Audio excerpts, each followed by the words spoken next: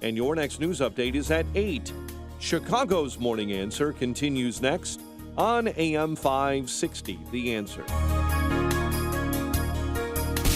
Now, from the Signature Bank Studios, this is Chicago's Morning Answer with Dan Proft and Amy Jacobson.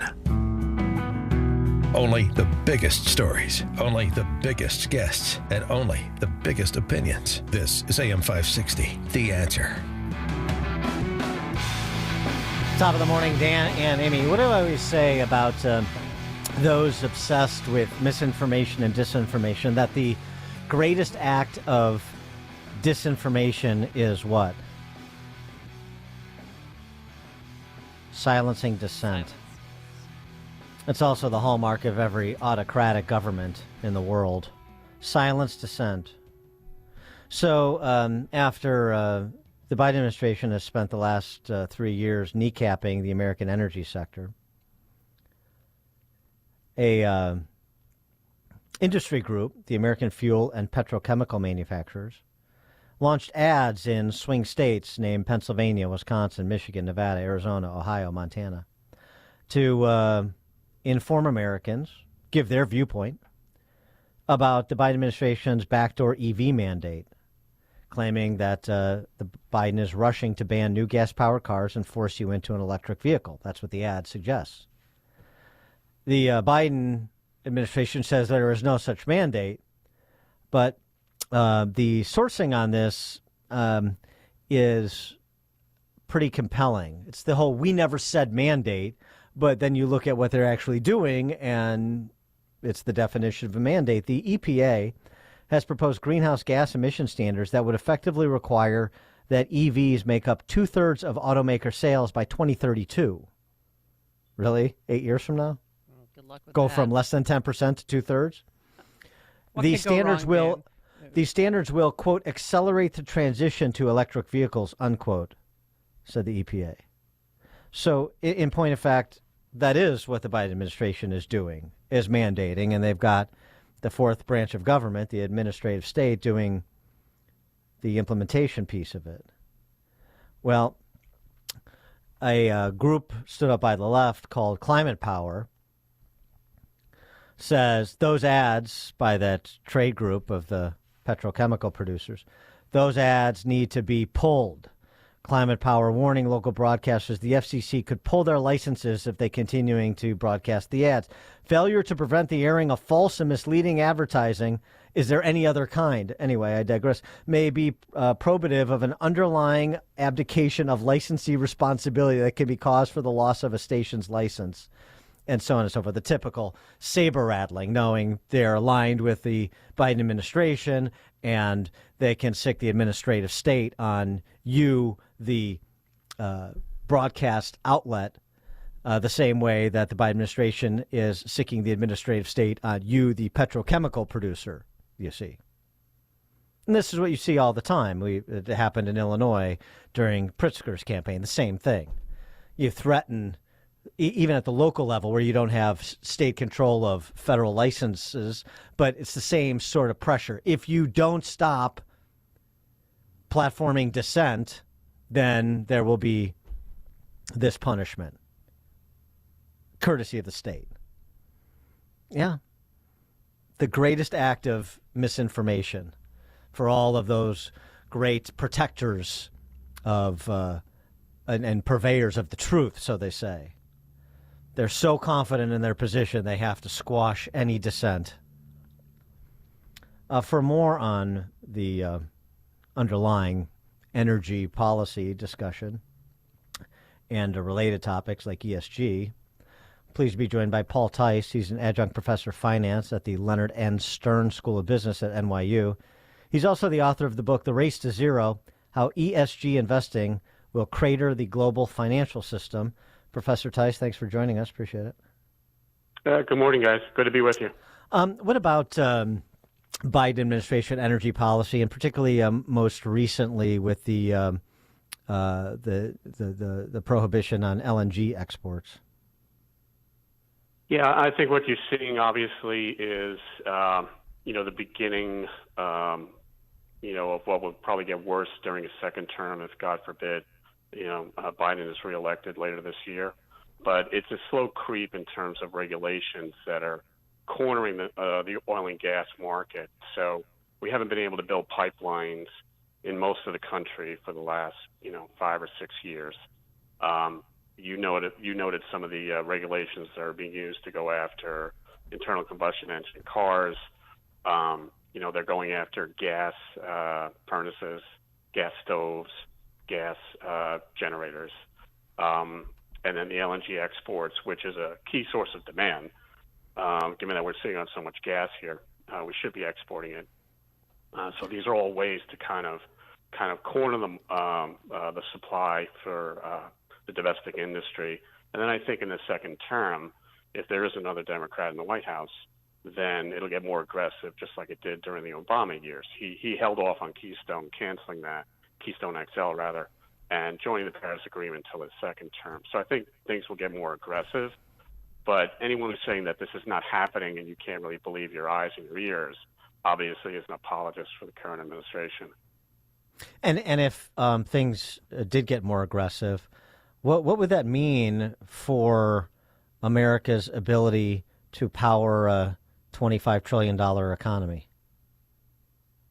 Well, I'm having worked on Wall Street for years. I'm not big on going long in terms of my forecasts that I do for energy or anything else. But I think going over the next couple of years, it's perfectly logical that there's going to be the declaration of a global climate emergency. You see the other side kind of positioning and arguing for that. And I think that would be perfectly in sync with the timetable between now and 2030, which is a real date in terms of the milestones that they're setting for both climate change, sustainable development, and ESG. And all of those are intertwined and led by the UN. So I think that's what will happen in 2025 and beyond. What does it mean for the country? Well, ESG mainly is about defunding oil and gas. It's meant to control the capital flows in the market, but a big piece of that is starving the oil and gas industry for capital so that it can't grow, and then directing a lot of that capital to green and clean energy alternatives. So if the other side succeeds in this movement, and forces this transition away from fossil fuels, which is a political transition, it's not a science-based transition. It's not based on market demand, and we don't have the technology to actually complete it right now. We know how it's going to end. It's going to end badly. We've seen glimpses of that in Europe and parts of this country in terms of the grid going down because it's overly dependent on intermittent wind and solar. And when grids go down in the winter, people die. And we saw that in Texas here. There'll be, less economic growth, lower living standards, more poverty, higher mortality rates. That's not an aggressive forecast.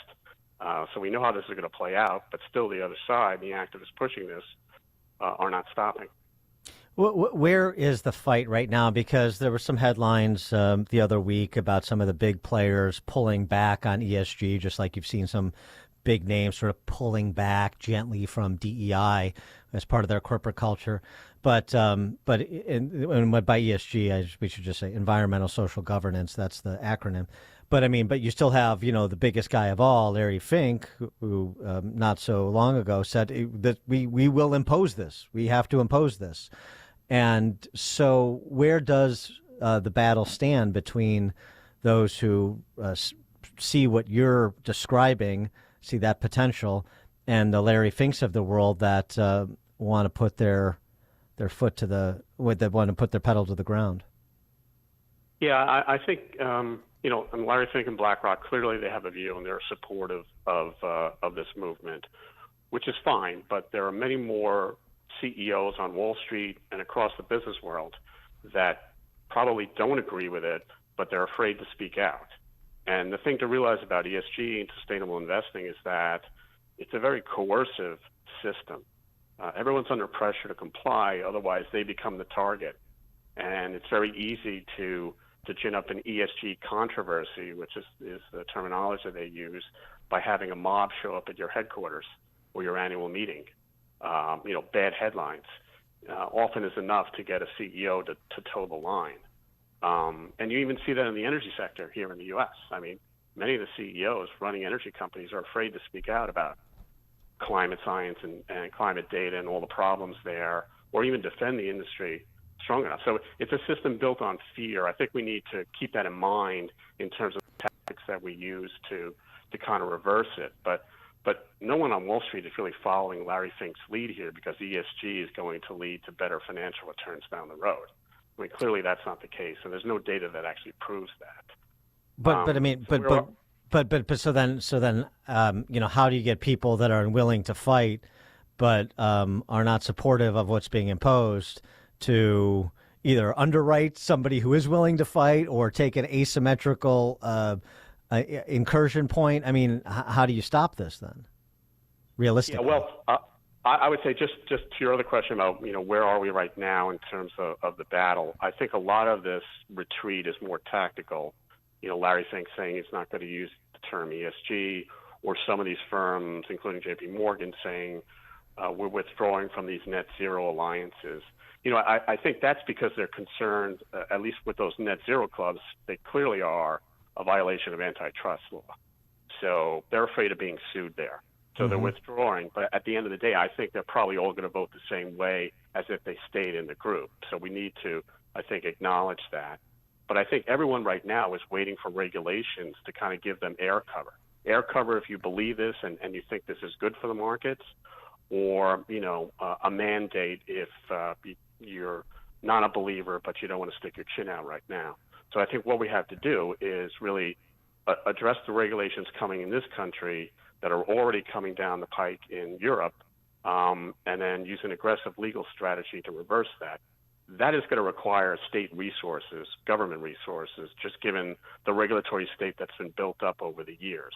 So I think a lot of the red state AGs need to lead the charge on that front. He is Paul Tice, adjunct professor of finance at the Leonard N. Stern School of Business at NYU, author of The Race to Zero, How ESG Investing Will Crater the Global Financial System. Professor Tice, thanks for joining us. Appreciate it. Okay, thanks, guys. Thank you. And he joined us on our turnkey.pro answer line. Hear about the big stories of the day, then talk about them right here on Chicago's Morning Answer on AM 560. The Answer. There is a place in northern Illinois that people have come from all around the globe seeking treasure. It's amazing. I didn't know what to expect, but when I got there, I was surrounded by all kinds of gold and silver. An actual place where you're surrounded by treasure? I've known that gold and silver were a good investment, but I really didn't want to buy it through the mail. At Fox Valley Coins, I basically walked in, picked out what I wanted, paid cash, and walked out with gold and silver. Walk in with paper and walk out with actual gold and silver bars. For decades, Fox Valley Coins has traded paper dollars for actual gold and silver. They buy and sell. The treasure map is available at foxvalleycoins.com. They are on Route 59, one light north